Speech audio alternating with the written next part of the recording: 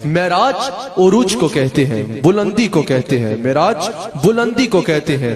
اس کو معراج اس لیے بھی کہا جاتا ہے کہ جو بلندی حضور علیہ السلام کو اللہ کریم نے شب معراج عطا فرمائی وہ نہ کسی کو ملی ہے اور نہ کسی کو مل سکتی ہے، نہ کسی کو ملی ہے اور نہ کسی کو مل سکتی ہے۔ شب معراج صرف حضور علیہ السلام ہی نہیں بلند ہوئے، صرف حضور علیہ السلام کو معراج نہیں ہوئی، بلکہ اللہ کریم نے حضور علیہ السلام کی ہر صفت کو معراج کرائی، ہر شان کو معراج کرائی، ہر کمال کو معراج کرائی، جس کو میں آگے بیان کرتا ہوں۔ شب معراج اللہ کریم نے حضور کے ہر کمال کو بلند کر دیا، ہر صفت کو بلند کر دیا، ہر شان کو بلند کر دیا، ایسی معراج عطا فرمائی۔ پہلے یہ جاننا ضروری ہے کہ معراج کی وجوہات کیا ہیں، معراج کی وجوہات کیا ہیں، اس کا پس منظر کیا ہے۔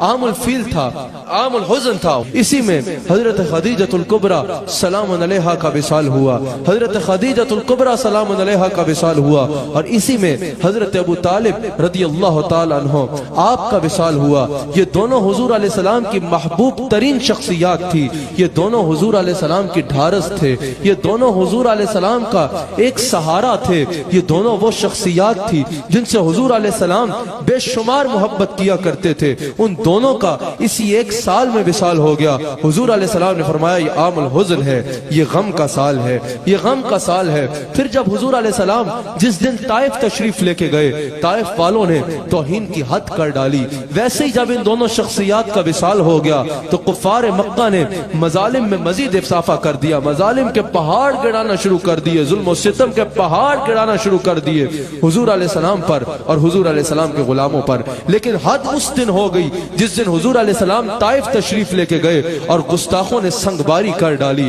حضور علیہ السلام پر سنگ باری کر ڈالی۔ حضور علیہ السلام اس دن مکہ تشریف لاتے ہیں، یہاں حضور آرام فرما رہے ہیں، وہاں اللہ کریم کو گوارا نہ ہوا کہ میرے حبیب غم میں رہے، وہاں اللہ کریم کو یہ گوارا نہ ہوا کہ میرے حبیب علیہ السلام کو پریشانی ہو۔ جبریل امین کو حکم کیا جاؤ اور میرے حبیب علیہ السلام کو میرا یہ پیغام دو کہ آپ کا رب آپ کی ملاقات کا مشتاق ہے، آپ کا رب آپ کی ملاقات کا مشتاق ہے۔ ایک تو وجہ یہ ہے معراج کی، ایک اور وجہ محدثین نے یہ ذکر کی کہ پہلے جتنے انبیاء آئے سب نے جب کہا لا الہ الا اللہ، پوچھنے والوں نے پوچھا کیا آپ نے دیکھ رکھا ہے، کیا آپ نے دیکھ رکھا ہے؟ حضرت آدم علیہ السلام سے لے کے حضرت عیسیٰ علیہ السلام تک کسی نبی نے یہ دعویٰ نہ کیا کہ میں نے اللہ کو دیکھ رکھا ہے، بلکہ آج تک بھی کوئی بندہ یہ دعویٰ نہ کر سکا کہ میں نے اللہ کو دیکھ رکھا ہے۔ کسی نبی نے جب اللہ کی طرف بلایا، لوگوں نے پوچھا دیکھا؟ کہا نہیں دیکھا نہیں ہے، فرشتہ آیا تھا۔ کسی نے کہا نہیں دیکھا نہیں ہے، پردے میں رہ کے اس نے کلام کیا تھا۔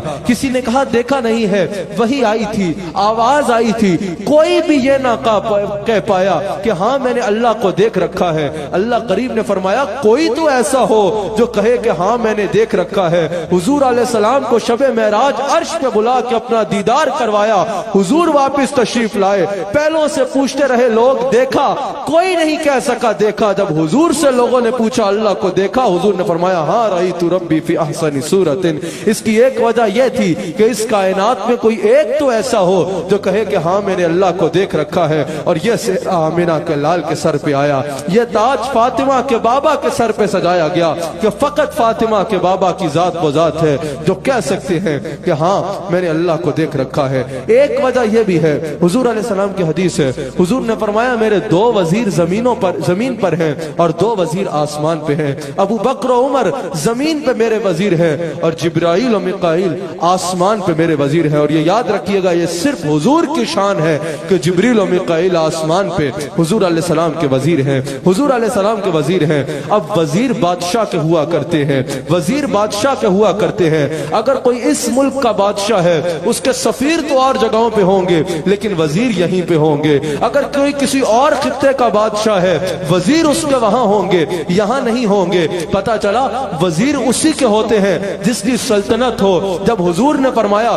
دو وزیر زمین پر دو وزیر آسمانوں پر تو یہ بات واضح ہو گئی کہ زمین پہ بھی میرے مصطفیٰ کی سلطنت ہے اور آسمان پہ بھی میرے مصطفیٰ کی سلطنت ہے، آسمان بھی میرے مصطفیٰ کی سلطنت میں شامل ہے۔ تو جب آسمانوں پہ وزیر ہیں تو پتہ چلا آسمان سلطنت میں شامل ہے۔ اللہ نے فرمایا میرے حبیب آ جاؤ، میرے دیدار سے بھی مشرف ہو اور اپنی سلطنت کا بھی ملاحظہ کرو، اپنی سلطنت کا بھی ملاحظہ کرو۔ اور معراج کی ایک اور وجہ یہ بیان کی گئی، ایک اور وجہ یہ بیان کی گئی کہ حضور علیہ السلام اپنی امت کے غم میں مغموم ہیں، حضور علیہ السلام اپنی امت کے غم میں امت کے لیے پریشان ہیں۔ اللہ کریم نے حبیب علیہ السلام کو فرمایا اے میرے حبیب آ جاؤ، ایک تو مجھ سے ملو، میرا دیدار کرو شان قدرت سے جیسے جو آج سے پہلے کسی اور نے کیا نہیں ہے، اور دوسرا پریشان مت ہو، آؤ ذرا ہم تمہیں وہ جنت دکھائیں جو ہم نے تمہارے غلاموں کے لیے بنائی ہے، آؤ ذرا آج ہم تمہیں وہ جنت دکھائیں جو ہم نے آپ کے فرما برداروں کے لیے بنائی ہے۔ پھر جنت کو دکھایا